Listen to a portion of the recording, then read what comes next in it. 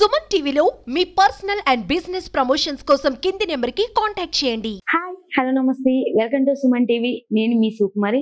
ముందుగా సుమన్ టీవీ ప్రేక్షకులందరికీ వినాయక చవితి శుభాకాంక్షలు. అసలు వినాయక చవితి పండుగ ఎలా జరుపుకుంటారు, అసలు ఎలాంటి పూజలు చేసుకోవాలి, ఎలాంటి పలహారాలు పెట్టాలో ఒకసారి గురుగారి మాట్లాడి తెలుసుకుందామా?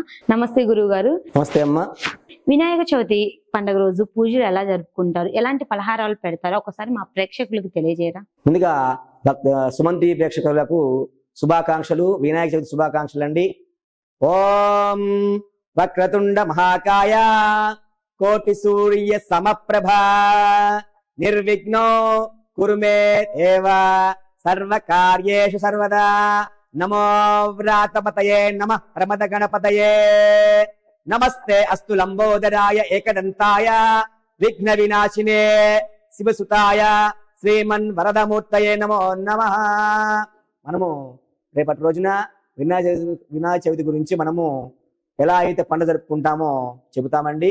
ముందుగా మనము ఎటువంటి పనులు చేయాలన్నా ముందుగా చేసుకోవాల్సిన దేవత ఎవరండి?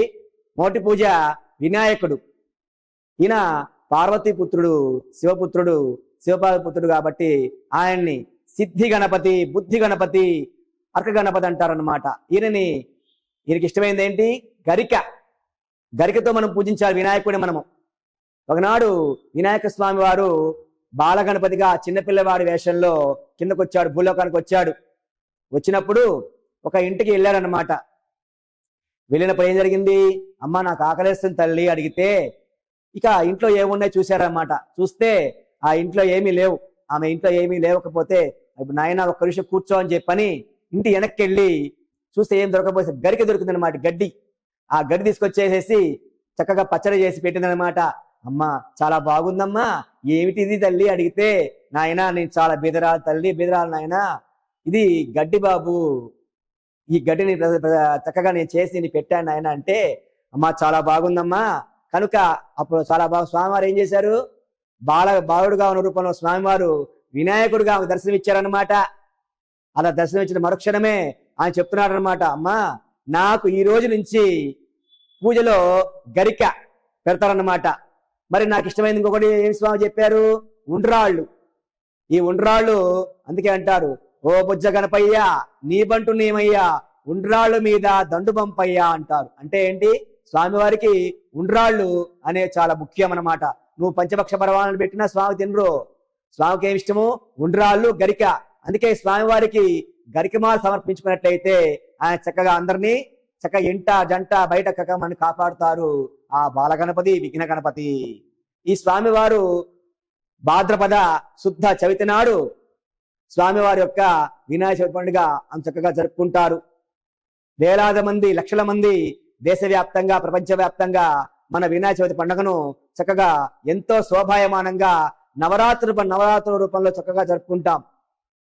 ఎంతో మంది ఇది ప్రపంచవ్యాప్తంగా జరుపుకునే పండుగ, కులమతాలకు అతీతంగా జరుపుకునే పండుగ అనమాట.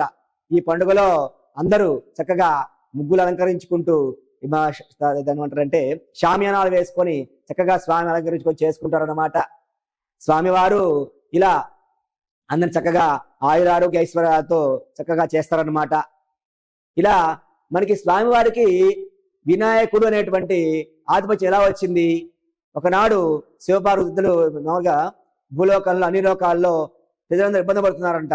అప్పుడు దేవాదేవతలందరూ కైలాసానికి వచ్చి అడుగుతున్నారు, స్వామి దేవాదేవతలు అందరూ మేము ఇబ్బంది పడుతున్నాము, మాకు గణ పూజ అంటే మొదటి పూజ ఎవరు చేసుకుంటే మంచిది అడిగితే దీనికి పరీక్ష పెట్టారన్నమాట.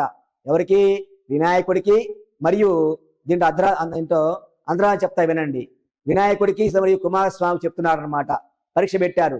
ఎవరైతే సప్త నదుల్లో స్నానం చేసి వస్తారో వారికి గణాధిపత్యం ఇస్తాను అని చెప్పారన్నమాట శివపార్వతులిద్దరు. సరే, ఇక కుమారస్వామి మయూర వాహనం అన్నమాట. ఆయన ఆ వాహనం ఎక్కి తుర్రుమ నిలిపాడంట. పాపం వెళ్ళాడు. ఈయన స్నానానికి వెళ్తున్న సందర్భంలో వినాయకుడు ఏం చేస్తున్నాడు? ఆ యొక్క నదిలో స్నానం చేసి వచ్చేస్తున్నాడు అనమాట. ఎటుపైన ఆ స్నానం చేసి వచ్చాక ఈయన ముందు వినాయకుడు స్నానం చేసి వచ్చేస్తున్నాడంట. ఇక చేసిన అన్ని అయిపోయిన తర్వాత స్నానం చేసిన తర్వాత ఈ కైలాసానికి వస్తున్నాడు. మరి కైలాసానికి వచ్చినప్పుడు ఎవరున్నారు ముగ్గురు ఇక్కడ? వినాయకుడు అక్కడే ఉన్నాడు. ముందుగా వినాయకుడు అడుగుతాడు, తండ్రి నేను చిన్నపిల్లవాడిని, నేను చూస్తే లావుగా ఉన్నాను, నా వాహనం ఎలుక వాహనం అయిపోయా, ఎలా పోయే తండ్రి అంటే, చెప్తాను విను నాయన, ఎక్కడ తిరిగినా తిరగకపోయినా తల్లిదండ్రుల చుట్టూ ప్రదక్షిణం చేసినట్లయితే సర్వ దేశాలు సర్వ తీర్థయాత్ర చేసినటువంటి పుణ్యం కలుగుతుందని చెప్పని వినాయకులు వారికి శివపార్వతులు అవకాశం ఇస్తారు. అప్పుడు ఈయన తల్లిదండ్రుల చుట్టూ ప్రదక్షిణాలు చేస్తూ ఉంటాడు. ఆ ప్రదక్షిణ చేసినందువల్లే ఈయన సుబ్రహ్మణ్య స్వామి ఎక్కడికి పోయినా కూడా ముందుగా స్నానం చేసి వస్తున్నారు అన్నమాట. అది ఇక ఈ యొక్క సుబ్రహ్మణ్య స్వామి తెలుసుకొని చక్కగా ఈ గణాధిపత్యంలో వినాయకుడికి ఆ రోజు నుంచి, ఏ రోజు అది? భాద్రపద శుక్ల చవితి నాడున మన వినాయకుల వారిని గణాధిపత్యం ఇస్తారనమాట. ఈ స్వామివారి గణాధిపత్యం ఎందుకు వచ్చింది? ఇలా వచ్చిందనమాట. మన స్వామివారికి ఏమేమి ఇస్తామండి? ఉండ్రాళ్ళు, గరిక, పంచపక్ష పరవణాలతో. మరి చంద్రుడి శాపం ఎలా వచ్చింది చెప్తా వినండి. చంద్రుడి శాపం ఒకనాడు వినాయక చవితి నాడు స్వామివారు చక్కగా అన్ని ఉండ్రాళ్ళు, గారెలు, గీరెలు అన్ని మొత్తం తినేసేసి వస్తున్న సమయంలో తల్లిదండ్రులు పాదాలు నమస్కారం చేస్తున్నా అంట. నమస్కారం చేస్తుంటే ఈ చేతులు కుడులు పట్టుకున్నాడు. తండ్రి నమస్కారం చేస్తుంటే పైన ఉన్నటువంటి శివుడి యొక్క జటాజు ఉన్నటువంటి చంద్రుడు నవ్వాడంట. పక్క నవ్వాడట. నవ్వేసరికి వినాయకుడు పాపం బాధ వేసేసరికి పొట్టలో ఉన్నటువంటి పొట్ట పగిలిపోయిందనమాట. ఓహో, నా కొడుకు చక్కగా అన్ని చేసి వస్తుంటే నువ్వు నవ్వుతావా? నీ వల్ల నాకు ఈరోజు మరణించాడు. ఎవరైనా సరే నిన్ను చూసినట్లయితే అపనింద పాలవుతా అని చెప్పని పార్వతీదేవి చంద్రుడు శపించింది అన్నమాట. అందుకే చూడండి చంద్రుడు చూడండి మనకి స్టార్టింగ్ నుంచి చివరి దాకా, అంటే పాడ్యమి నుంచి అమావాస్య వరకు, పాడ్యమి నుంచి అమావాస్య దాకా మరియు పాడ్యమి నుంచి పౌర్ణమి దాకా చంద్రుడు తగ్గుతూ వస్తాడు, పెరుగుతూ వస్తాడు అన్నమాట. అందుకే ఆ పార్వతి అటువంటి శాపంతో, ఇలా ఈ శాపంతో మనకి కృష్ణ భగవానుడి గురించి చెప్పుకుందాం. శమంతకమణి. ఈ శమంతకమణి సత్రాజిత్ అనేటువంటి ఒక రాజుగారు ఉన్నారు ద్వాపర యుగంలో, ద్వారకలో. ఆయన సూర్యుడిని ఉదయాన్నే చక్కగా ఆయన పూజించి సూర్య భగవాన్ని పూజిస్తాడు. ఆయన 7 బారులటువంటి బంగారాన్ని అందిస్తుంటారంట సూర్య భగవానుడు. ఒకరోజు శ్రీకృష్ణుడు వారు సత్రాజిత్ దగ్గరికి వచ్చి అడుగుతాడు, ఈ యొక్క బంగారం నిధి నీ దగ్గర ఉండగింది కాదు, నాకు ఇచ్చినట్లయితే అందరికి చక్కగా పంచుతాను చేస్తానంటే ఈ యొక్క సత్రాజిత్ ఒప్పుకోల. సత్యభామ వారి యొక్క తండ్రి గారు ఒప్పుకోల. సరే, ఇక ఆ సత్రాజిత్ యొక్క తమ్ముడు నా యొక్క నిధిని, ఆ యొక్క బంగారు నగర్ని ధరించి వేటకి వెళ్తాడు. ఆ వేటలో పులి అతను చంపేస్తున్నమాట. ఆ పులి నోట ఖర్చు వెళ్తున్నట్లయితే అక్కడ ఒక భల్లూకము ఆ పులిని సంహరించి తీసుకెళ్ళిపోతున్నాం భల్లూకం.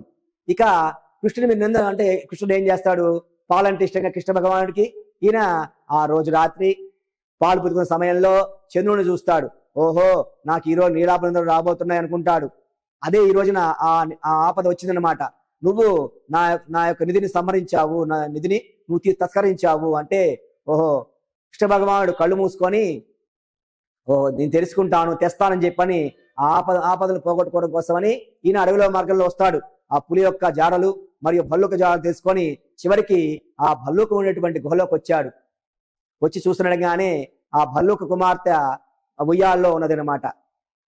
ఇక ఆ భల్లుక రాజు అక్కడ రాముల వారికి పూజ చేసుకుంటున్నట. ఈ భల్లుక రాజు త్రేతాయుగంలో ఉన్నటువంటి భల్లుక అన్నమాట. సరే, ఇక ఆ భల్లుకంతో యుద్ధము చేసి ఆ యొక్క దాన్ని తీసుకుంటారన్నమాట. తీసుకున్న తర్వాత అప్పుడు ఆ భల్లుక రాజు యుద్ధంతో చేసి శ్రీకృష్ణుడు యుద్ధం చేసిన తర్వాత ఇస్తాడు. ఆ భల్లుక రాజు మరియు ఈ అమ్మాయిని ఇచ్చి వివాహం చేస్తారు. ఇక ఆ యొక్క మణిని తీసుకొని సత్రాజిత్కి ఇచ్చేస్తాడు. క్షమించి శ్రీకృష్ణ, నీవు తెలుసుకోలేకపోయా అని చెప్పని సత్యభామను మరియు ఆ మణిని ఇచ్చి వివాహం చేస్తారనమాట. ఇక అందరూ తెలుసుకుంటారు.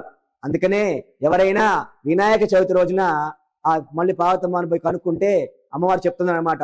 అయితే ఒక మాట వినండి, ఎవరైతే వినాయక చవితి రోజున స్వామిని పూజించుకొని చక్కగా ఉంటారో వారికి నీలాపనందరూ తొలగిపోతాయి అని చెప్పని ఆ రోజు వరకే అమ్మవారు అవకాశం ఇస్తుందన్నమాట. ఇది శ్రీ విఘ్నేశ్వర స్వామి వారి గురించి అందరం తెలుసుకున్నా కదండి. శుభం భూయాత్. మా ప్రేక్షకులకు ఇంత బాగా వివరించినందుకు ధన్యవాదాలు గురుగారు. సో చూసారు కదండి, వినాయక చవితికి ఎలా జరుపుకుంటారు, ఏంటి, ఎలాంటి పలహారాలు పెట్టాలో ప్రతిదీ తెలుసుకున్నాం. ఇంకెందుకు ఫాలో అవ్వండి, ఇంకెందుకు చూస్తూ ఉండండి మరిన్ని వీడియోస్ కోసం మీ సుమన్ టీవీ. కెమెరా రాజాతో నేను మీ శుభకుమార్.